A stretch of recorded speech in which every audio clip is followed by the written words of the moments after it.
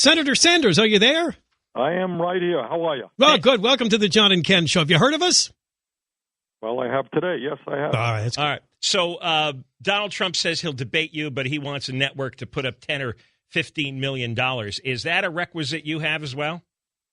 Well, if the idea is to make sure that we can raise some money for charity, I think that's a great idea, and I support that. Right, but you'd do it even if there was no money going to charity. Absolutely. Look, I mean, I think it's important for the people of California and the people of America to hear that kind of debate.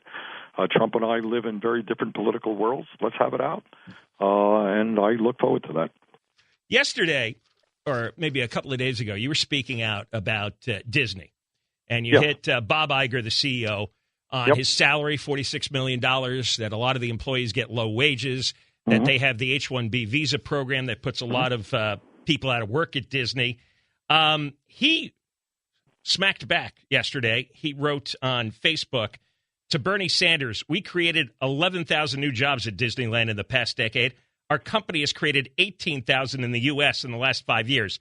How many jobs have you created? What have you contributed to the U.S. economy?" How do you respond to him? Well, first of all, I know he's created jobs in California, and he's created jobs in America. He's created a hell of a lot more jobs, unless I'm very mistaken, in China. And, of course, he didn't answer the question. The question was that his guy gets, whatever it is, $42, $46 million a year. Most of their production, the toys and the T-shirts and all the paraphernalia from Disney are made in China, where people are working for a few bucks an hour. And my point of view, not only for Disney but for other corporations, it might be a good idea for them to bring production back to the United States of America, pay workers here a decent wage. And by the way, he didn't answer the question. Of course they're paying workers in Disneyland. And of course they use the guest worker program in Florida to replace American workers with lower wage foreign workers. So all he was saying is denying. I mean, he had nothing to say against the point that I make. They pay people wages that are too low. They produce much of their paraphernalia abroad, and the CEO in a very profitable corporation makes $42 million a year. That's the worst thing, though, right? This H-1B visa where they're putting Americans out of work for no reason. That's a bad program, and I have opposed it for a long, long time. That's the technology guest worker program. And what it's supposed to be about, theoretically, is if a company can't find a worker, in some place in America, can't find the worker, after desperately looking all around, advertising in the papers, then they should be able to go abroad and hire some foreign worker. That's fine.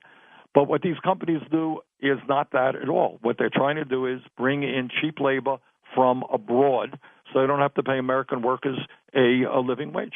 And this whole business of corporate greed, CEOs getting huge salaries, workers seeing cuts in their health care benefits or their wages, is going on coast to coast. And that's why the middle class is declining and why, frankly, we need a president who's prepared to stand up to them. Well, you didn't answer the main question about what jobs have you created? It's pretty vague, your background. What have you done in your life? Vague.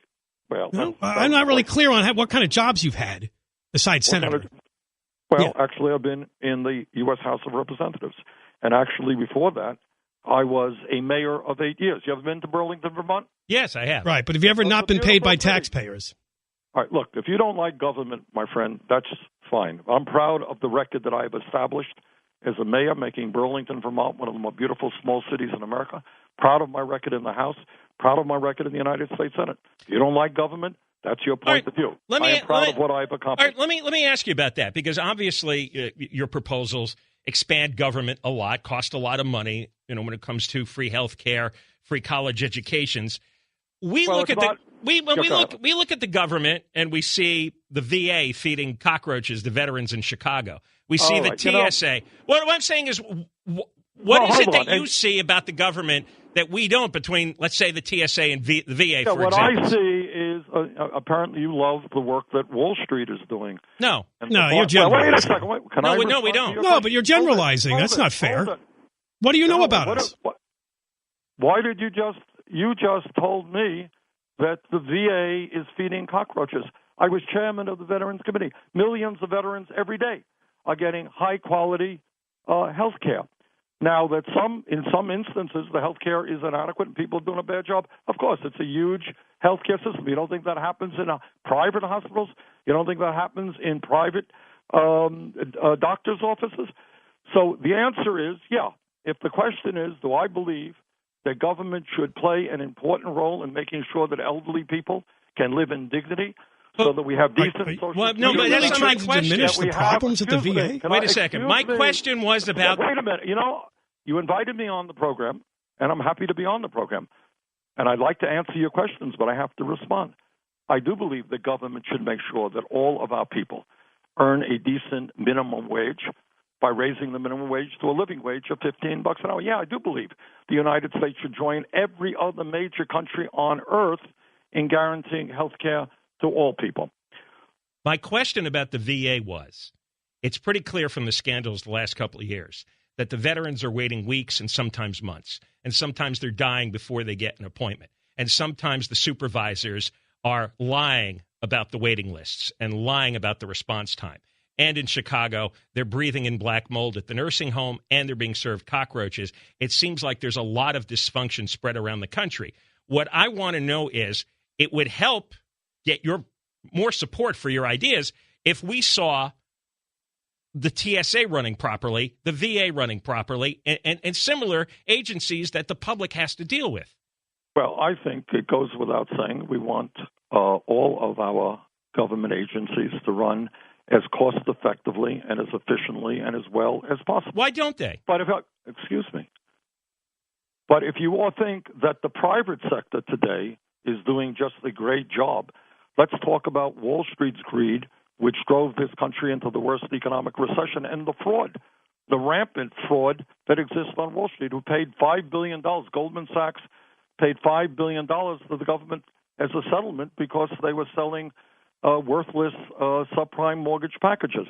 You can talk about corporations that are shutting down all over America and moving to China where they pay people a few bucks an hour and bring their products back in the country. But I think what John's trying to ask you is you want us to put more trust in government and shift more of the economy to government. Look, I got your point. You don't like government, and I appreciate it. That's we have a difference.